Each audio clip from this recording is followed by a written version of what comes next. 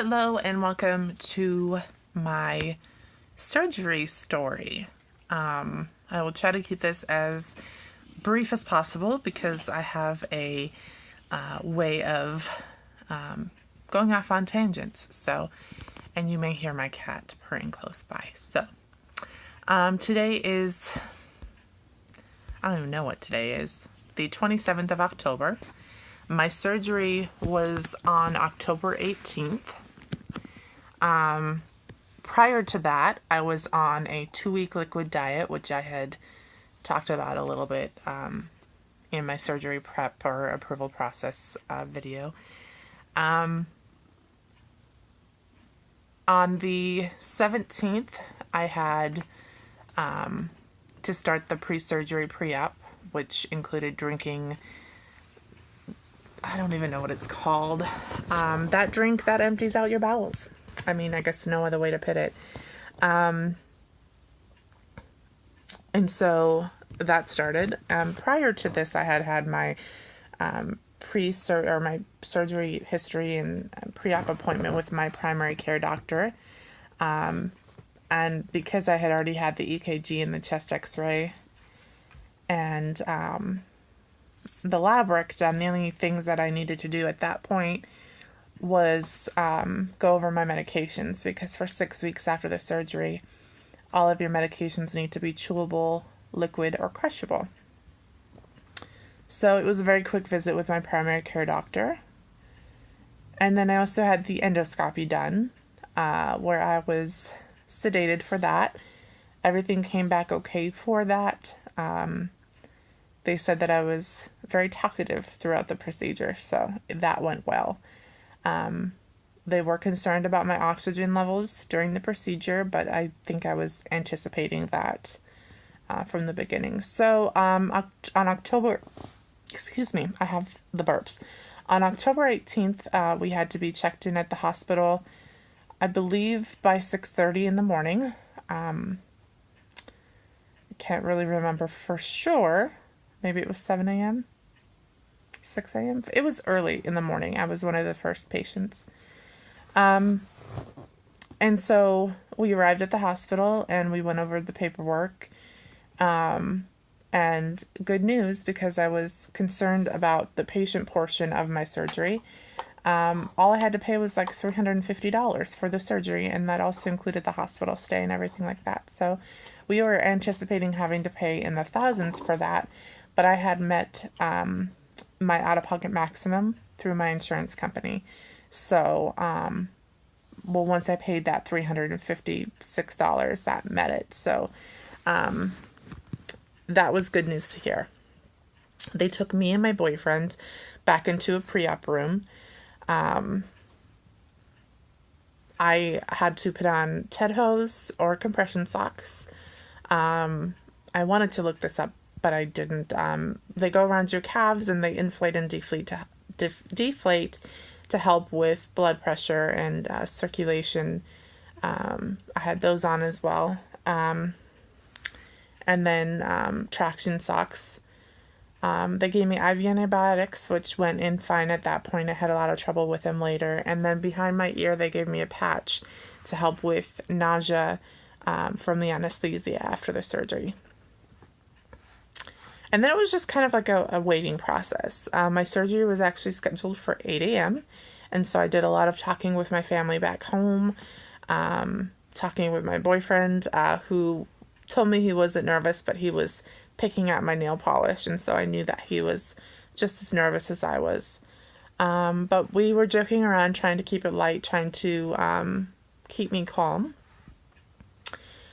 My surgeon came in I would probably say 15 minutes prior to the surgery, and told me that my hemoglobin levels were at a 10, which is quite low from what he explained. And if it was any lower, even at a 9, they would not be able to do the surgery. And so he advised me that they had blood ready for me in the event that I would need a transfusion. I had a lot of anxiety going into the surgery, just with sleep apnea and oxygen levels, and then 15 minutes prior to this, I'm being told, that I may need to get a blood transfusion, and it made my anxiety levels go up quite a bit. So I began to get teary-eyed and tried really hard not to cry, but I became even more nervous. And my boyfriend kept assuring me that everything would be fine and it was going to be over before I knew it. And so the nurse came back into the room and said, "Okay, are you ready to go back? We're going to walk back." So I kissed my boyfriend and we walked down the hallway together, and it came to a point where I had to go left to the operating room and he had to go right. And so kissed him again, and I told him I love him, and reminded him to stay in contact with my family, and teary-eyed separated with him. And as I'm walking into the operating room, I'm having insane second thoughts. I'm realizing how invasive the surgery is. I'm having worries about how the recovery process is going to go. I'm telling myself it's not too late to change your mind. I'm literally freaking out at this point. But I didn't want anybody to see me crying in the operating room. And so they said to me, we need you to get up on this operating bed, this bed here. And I got up on the bed and I laid down. I put my head down on the table. They didn't have a pillow or anything. And in my head I'm going, "You have to tell them that you changed your mind. You have to tell them that you changed your mind." And they said, "We're just going to get you hooked up to some wires here." And that's the last thing I remember. I think at that point, I don't know if they could tell that I was nervous or if that's just a regular procedure, but that's when the anesthesia hit in. And then I woke up in the recovery area. My stomach did not hurt at all. I had, I don't know if it was one long incision or several incisions in my belly button. And then I had, I believe, 1, 2, 3, 4 incisions above that, kind of near my upper stomach. I was not in any pain in my stomach at all. All of the pain was in my chest. It felt like I was having a heart attack. I could not breathe. I could not catch my breath. There was a nurse that stayed right by my bed the entire time, and I kept telling her I can't breathe. She said, "We're going to give you some more pain medication." And I said, "It's not pain. I can't breathe." She said, "That's from the gas that they use to inflate your stomach. It sits in your shoulders and your chest." And she said it should pass shortly. And I was in and out of it, falling asleep in and out of it. I was in the recovery room for 2 hours total. I do not remember more than maybe 5 minutes off and on of that. By the time they were wheeling me down the hallway, which I have a short video on my channel of that when I actually came out of the recovery room, and it's the first time that I saw my boyfriend, and then my friend had showed up as well. At that time, they had met us in the hallway. The only thing that I could say to them was I hurt. And it wasn't my stomach, it was my chest. I felt like I couldn't breathe. But they got me up to my room, and I had Dilaudid in my IV, and very quickly the pain in my chest went away. And I really, the first day I think I used quite a bit of Dilaudid. There was a little bit of discomfort in my stomach at some points, but generally not at all like I thought it was going to be. They even, at one point I stopped using the medication, the Dilaudid, and they said, "We need you to use it because playing catch up is worse than just using it if you don't think you need it." And I had a little button that you could push, and so every hour I would just push it once just in case, but generally there was no pain in my stomach. So Tuesday I could not have any liquids at all. My mouth was so dry. I had a sponge to sponge my mouth. It was so dry. They had me up and walking that night. I think I did 4 laps around the floor of the hospital. There was no pain when I was walking. I just was tired afterwards. And typically that's when I would push the button, just in case. On Wednesday morning, this would be the 19th, they took me down for an upper GI x-ray to make sure that everything was okay. I had to drink some type of liquid that would illuminate on the x-ray. And my first thought was, I can finally drink something. This is going to be good. Not the case at all. Actually drinking it was not bad at all. The aftertaste was absolutely horrible. The transportation nurse wasn't available right away when I was done with that x-ray. And so, and I couldn't have any water, to get this horrible taste out of my mouth. So I was actually licking my hospital sleeve or my hospital gown to try to get this taste out of my mouth. It was horrible. That came back good, which meant that I was allowed to have sugar-free Jell-O, water, and broth. They gave me water in little, medicine caps, because a full cap is like an ounce, and they wanted me to measure how much I was getting in. Even though the water was at room temperature, it caused really bad stomach spasms. I did not drink much water at all in the hospital. It was a lot of chicken broth. By the time I would try to move on to the Jell-O, because I craved chewing at that point in time after being on a 2-week liquid diet, I was too full to eat the Jell-O. So it was mostly just chicken broth, and they told me that I really needed to get fluids in, or they would need to keep me in the hospital for another day.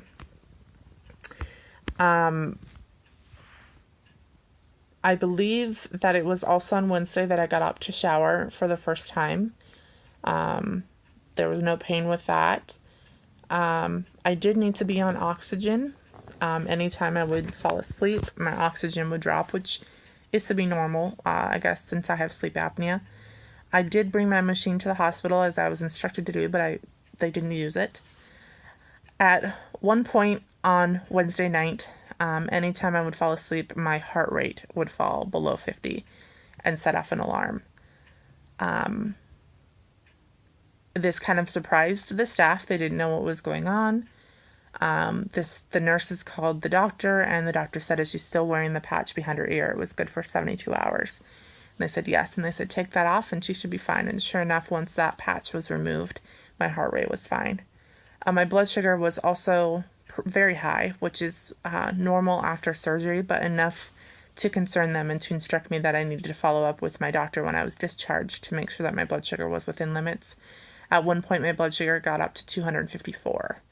I don't have diabetes, and so it's normal after surgery for that, but they were pretty concerned with that and checking me regularly with that. So Wednesday was pretty uneventful. It was just, trying to get fluids in and having it upset my stomach and being frustrated with that. They would not heat up my water for me. Thursday is when I got discharged from the hospital. They gave me antibiotics through my IV before I went into the surgery, like I explained, and then on Wednesday and Thursday. On Wednesday and Thursday, I got extremely sick when they gave me the antibiotics. I shouldn't say sick. Nauseous. Very nauseous. I would get very flushed, and I needed to have a wet towel on my face and a bag in case I got sick. I think it was just having an empty stomach. I don't know what it was, but it was not a good feeling at all. My cat is scratching my couch. I'm sorry. So Thursday, Wednesday night, they switched me from the IV Dilaudid to liquid hydrocodone. They also gave me liquid Lexapro, which is a medication that I take. The liquid Lexapro was absolutely horrible. They wanted to give it to me when I was discharged, and I said no, I would just crush it because it was very minty, but it tastes like I was swallowing mouthwash. I could not do it. So in the hospital, I had liquid Lexapro. So anyways, on Thursday, the surgeon came up to see me, look at my incisions, make sure that I was doing okay. They did some last blood tests, things like that, just to make sure that my blood sugar was in line. And then I was discharged about 2 p.m. in the afternoon.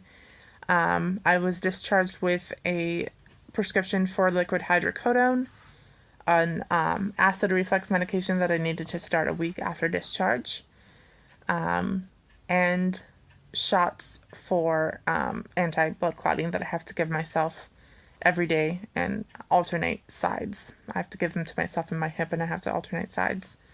So I left the hospital and went to pick up that medication. And by the time we got home, I was feeling pretty bad, so I took some hydrocodone.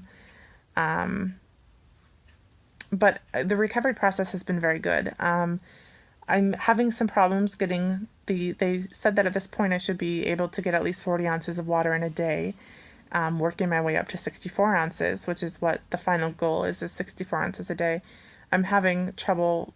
If I reach 20, I don't get much above that. And so any type of side effect, negative side effect that I'm having in the recovery process, I think is because of not getting in the water that I need to get in. So I'm trying just to push fluids. I get weak anytime I try to do anything. I get very tired. I do the dishes.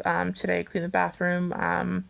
I shower, things like that. I have to rest afterwards. And so that's been, I think, just I shouldn't say strangest, but the only thing, because I feel great. I'm not on any pain medication, not even liquid Tylenol anymore. Incisions are healing great. I feel great. I'm able to sleep on my sides. But yeah, the biggest obstacle is just I'm so drained anytime I do any type of physical activity.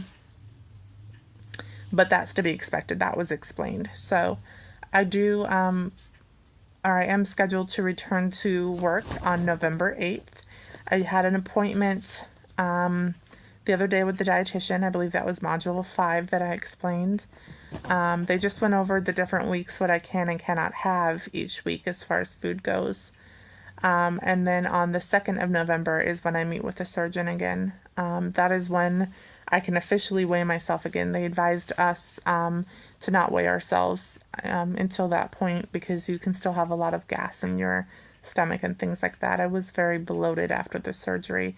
There's another brief video where I showed my incisions, and I'm very bloated in that video. So I will say the day of the surgery, I was 307 pounds. If you watched any of the previous videos regarding the bariatric surgery, I was 330 pounds when I started the process. So I was 307 pounds when I started the surgery. To put it in perspective of how much gas is in your system, at one point they weighed me, I think it was on Wednesday, and I was 316 pounds. So they don't want us to weigh ourselves until we meet with the surgeon. I really wanted to be under 300 pounds for the surgery. It just didn't happen. It wasn't like a big deal if it didn't happen, but that was my own personal goal. And so I was a little upset that I wasn't under 300 for the surgery. But the way I look at it is, if I was able to get below 300, then maybe I don't need the surgery at all. It does prove that I can do it on my own. So, yeah, it's been very good. The staff at the hospital were amazing. The surgeon was absolutely amazing. The recovery process has completely surprised me, and it is not at all what I expected, in a good way. It's been a very good, easy recovery period. At this point, I'm able to eat refried beans and eggs, neither of which seem to agree with my stomach. But I'm able to drink water without any stomach spasms. Sugar-free Jell-O at home, which is what I could have when I came home from the hospital, made me very nauseous. So I didn't eat any sugar-free Jell-O when I came home. So it's been very fun. I'm very glad that I got the surgery. I'm glad that I was knocked out before I could change my mind. So I would definitely recommend the surgery to anybody that feels like they need the surgery. I was very scared going into it. I was very scared about the recovery, and it was a piece of cake. And ready to just not be tired all the time, and I'm ready to start living my best life now going forward, my healthiest life. So, like I said, this video is much longer than I wanted it to be, but that's the surgery story. I don't know when I will update again. I don't know that I will update anything after the meeting with the surgeon, but I may update monthly the transformation that my body is taking. So thank you all to everyone that has watched my videos. If you have any questions, I'm very open to answering anything. I'll be very honest with you about the surgery process or the recovery process. And yeah, I hope that you'll come back for more videos. So I will talk to you all soon. Thanks for watching.